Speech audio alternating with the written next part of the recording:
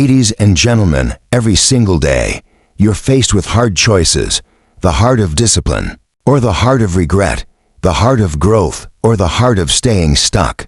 You can't avoid the hard, but you can choose which one will shape your life. In this message, we're going to explore the powerful truth that most people miss. The pain you're avoiding is often the key to your peace. Let's learn how to choose the right kind of hard one that leads to freedom, not frustration. Life is not easy. No matter how wealthy, intelligent, talented, or fortunate you are, life has its burdens. We often wish for comfort, for ease, for everything to be smooth and without resistance.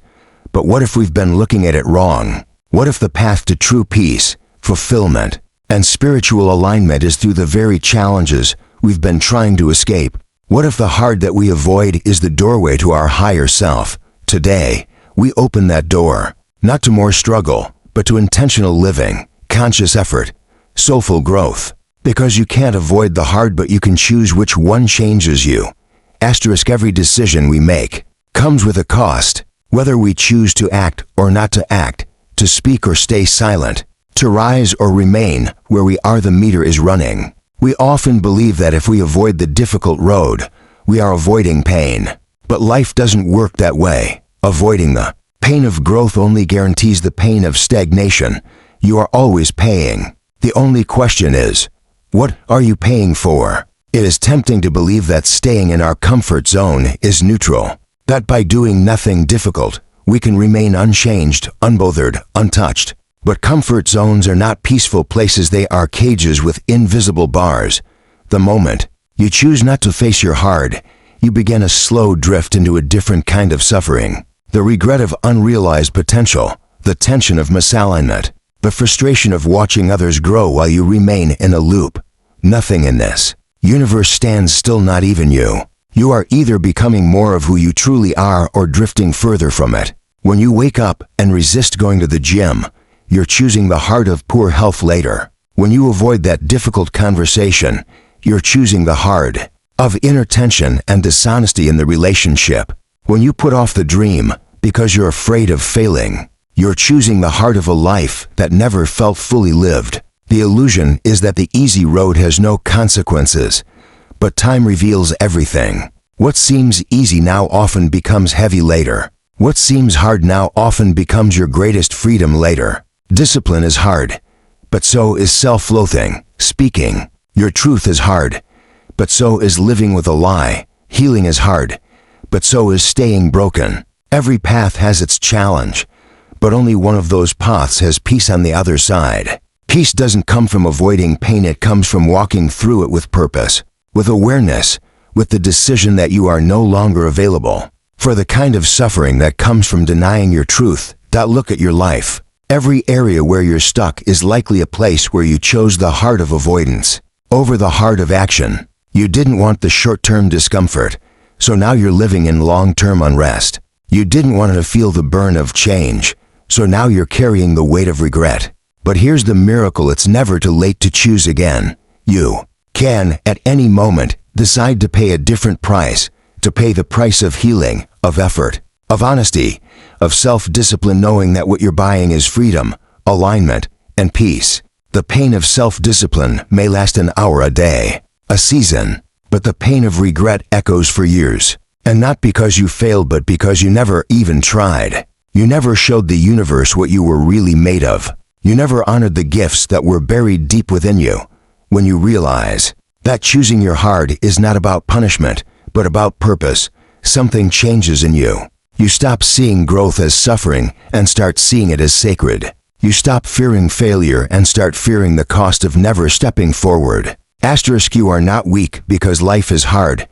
You are not broken because the road feels heavy. You are being invited into a higher version of yourself. You are being asked, what do you want badly enough to endure for it? What do you love so deeply that you're willing to stretch, sweat, cry, and break old patterns for? Because that is where your transformation lies, not in choosing what is easy, but in choosing what is worth it. No one can choose your hard for you. No one can walk your path. But life will continue to give you chances. Each morning, you wake up with a choice. Will I pay the price of growth or the price of staying the same? Will I let this day pass me by, or will I invest the discomfort needed to build something meaningful? Everything worth having demands something from you. But the most beautiful truth is that what you become along the way is far more valuable than what you get. The muscles you build, the wisdom you gather, the emotional strength you develop, these are the real rewards. This is how your soul expands. This is how your mind clears. This is how your heart softens into truth. Choosing your heart is about integrity. It's about alignment with the highest version of who you came here to be. Not the version that plays small to avoid judgment, but the version that trusts the process, honors the struggle, and understands that pain with purpose is not punishment, it's transformation. When you accept this, the hard no longer scares you. It humbles you. It shapes you. And eventually, it frees you.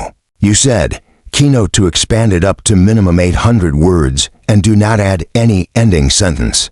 Do not add bullet points and mention every keynote heading. Chat said, the lie of comfort is the enemy of your spirit. We live in a world that praises comfort.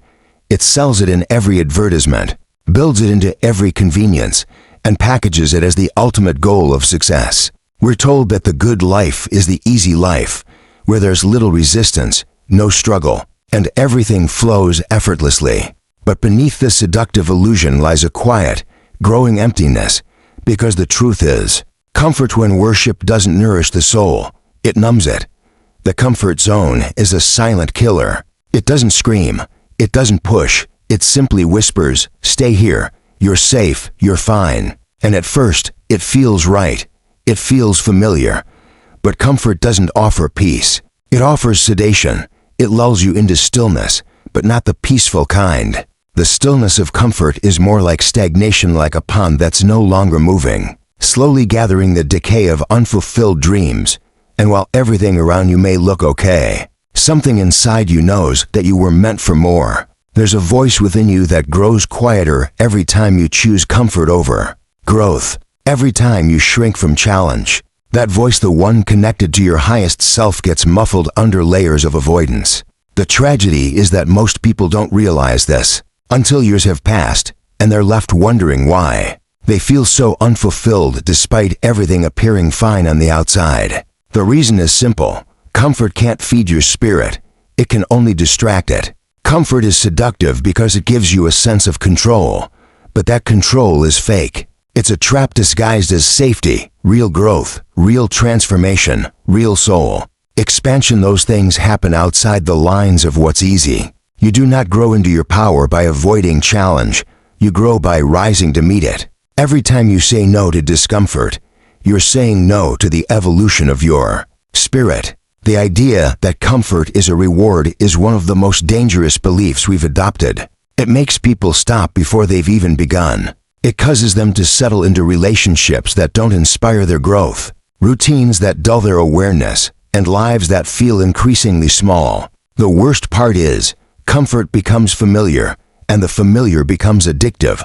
Before long, anything outside of it feels threatening, even if it's something your soul is longing for. Comfort doesn't ask much from you, but it takes everything. It doesn't require you to face your fears, but it keeps you living with them.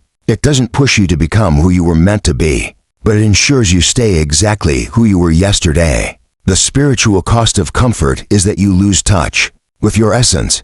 You forget what it's like to feel the fire of purpose. You forget what it feels like to risk something, to stretch beyond your limits, to wake up with passion and go to bed with gratitude. When you're comfortable, you may feel calm, but it's not true peace. True peace doesn't come from avoiding life's challenges. It comes from knowing you are fully engaged in the dance of becoming. It comes from recognizing your own courage as you step beyond the known, from witnessing your own strength as you walk through uncertainty. That kind of peace is not found in a comfortable routine, it's found in a conscious life. There are people who will spend their entire lives protecting their comfort, never realizing that what they're really doing is protecting their fear of failure, fear of judgment, fear of rejection. And so they play small, not because they can't be great, but because greatness demands vulnerability. It demands the willingness to get it wrong before you get it right, the willingness to feel awkward before you feel aligned, the willingness to be seen and possibly misunderstood in the pursuit of something real. Comfort tells you you're fine, but your spirit knows the truth. It knows that the job you're in isn't your calling. It knows that the life you're settling for isn't your destiny. It knows that the excuses you keep rehearsing are just stories you've told yourself to avoid the fire of transformation. And no matter how hard you try to silence that truth, it will whisper.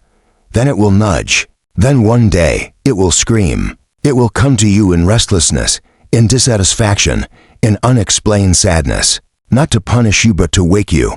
Your soul didn't come here to be comfortable. It came here to expand, to awaken, to rise. And that doesn't happen in places where everything is easy. It happens when you choose the road that calls you to more, even if it's hard. Especially if it's hard. Because hard is not a problem, it's a signal that you're on the edge of your next breakthrough. Comfort will always be waiting. It will always offer you the illusion of safety. But the real safety, the only safety that matters, is alignment. The safety of knowing you're not betraying yourself. The safety of knowing that you're not watching life pass you by from the sidelines. The safety of knowing you are becoming what you were born to be. Avoidance is a silent agreement with fear. The moment you decide to ignore a difficult truth, suppress an uncomfortable emotion, or delay a necessary action, you unknowingly hand over your personal power to the very thing you're trying to escape. What you avoid doesn't disappear, it grows in the shadows, gaining control over your mind, your choices, your energy. And slowly, almost imperceptibly, you become a prisoner not of your circumstances, but of your refusal to face them. There's a strange paradox in human nature. We believe that by not looking at something, we are free from its influence. But, in truth, we are most affected by the things we try to ignore, the unresolved grief, the unspoken words, the dream we keep postponing, the failure we never processed. These are not just background noise. They are active forces, quietly shaping how we see the world and how we show up in it. What you run from rules you. What you refuse to feel continues to shape your life in ways you don't even realize. Avoidance is not protection, it's a form of self-abandonment. You tell yourself you're keeping the peace, but really, you're keeping yourself from healing. You tell yourself you're being practical, but really, you're being fearful. You tell yourself you'll deal with it later, but that later becomes years, and that pain becomes part of your identity. You begin to live around the thing, navigating your days like you're tiptoeing through a minefield of memories, emotions, and truths you've refused to confront. And the longer you do this, the smaller your world becomes. Facing what you've avoided is not easy, but it is sacred. It is not punishment, it is liberation. The moment you sit with the thing that scares you, it begins to lose its grip. The monster behind the curtain becomes a wounded part of you asking for light. Your fear, your pain, your shame, they are not there to destroy you. They are there to awaken you. They are messengers, not enemies. But you can only receive the message when you stop running. You may think, if I face this, it will break me. But the truth is, it's the avoidance that's been breaking you all along. The sleepless nights, the anxiety you can't explain, the constant tension in your chest. These are not just random symptoms. They are signs that something within you is trying to come forward. Something that needs your attention, not to hurt you, but to be healed by you. Your soul is not trying to avoid the hard truth, it is begging you to meet it. There is a deep, transformative power in sitting with your discomfort, in letting the tears fall without judgment, in allowing yourself to feel the full weight of your truth. This is not weakness, it is the most courageous act a human being can undertake. To look at your past, your pain, your patterns, and say, I will no longer pretend this doesn't matter. I will no longer shrink to avoid this feeling. I am ready to be honest, even if it hurts. That kind of honesty doesn't break you, it rebuilds you. Avoidance is often rooted in the belief that we are not strong enough to handle the truth. But you are. You always have been. You just forgot. You forgot that you were designed for growth, for healing, for rising. You forgot that your inner self has a resilience far beyond anything you've experienced externally. And the only way to remember that strength is to confront the very things you think you can't survive. Because when you do, you awaken the parts of you that have been dormant: courage, clarity, confidence, and most of all, peace. Peace does not come from having no problems. It comes from no longer pretending that your problems don't exist. It comes from the decision to stop running and to start listening to your body, to your emotions, to your intuition. When you lean into your inner world instead of resisting it, you begin to reclaim all the energy that avoidance has been stealing from you.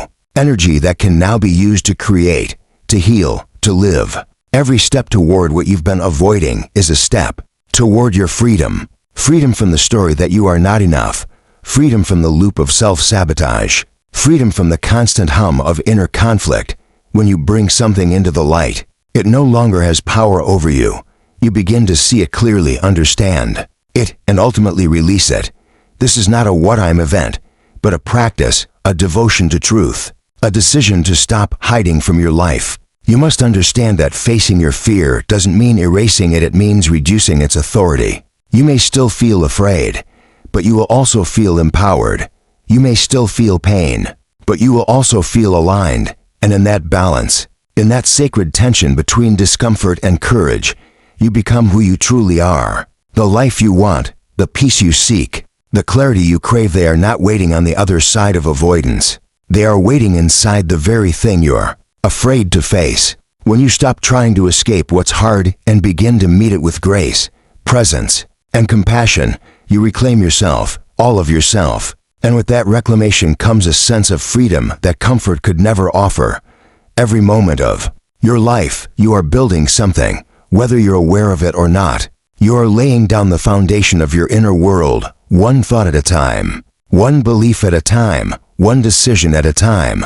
There's no pause button on this process. You are always creating through your actions, your reactions, your responses to pain, your willingness to heal, your openness to change. The question is not whether you're building a life, but what kind of life you are building, and more importantly, what kind of self you are constructing within it. Asterisk, most people go through life believing they're merely surviving a series of events. They feel like passengers, being carried forward by the momentum of responsibilities, distractions, and expectations. But the deeper truth is this: you are not a passive participant in this life. You are the architect. You hold the blueprint in your mind, the materials in your heart, and the tools in your hands. Every belief you accept, every thought you dwell on, every emotion you resist or embrace, these are the bricks, and they are either building a sanctuary or a prison. You may have grown up in chaos. You may have experienced betrayal, pain, confusion, or loss, but even in that, you were shaping something. And now, as an adult with consciousness, you have a choice. You can continue building upon the foundation that was laid by others, by fear, by trauma, by generational limitation, or you can choose a new construction site, a place inside of you that is rooted in truth, in intention, in awareness. You can decide what to tear down and what to rebuild. You have that power. You always did. Every day you wake up and engage in a pattern, you're reinforcing the walls around your life. Some of those patterns are helpful, they elevate you, stretch you, align you. Others are heavy, they confine you, exhaust you, keep you circling the same unresolved terrain. And here's the honest truth: you do not need to wait for life to push you into change. You can wake up to the awareness that what you've been building no longer fits who you're becoming. You can choose to knock it down. You can clear the site. You can design again. Choosing your heart is about deciding which construction project is worth your energy. Avoidance builds resentment.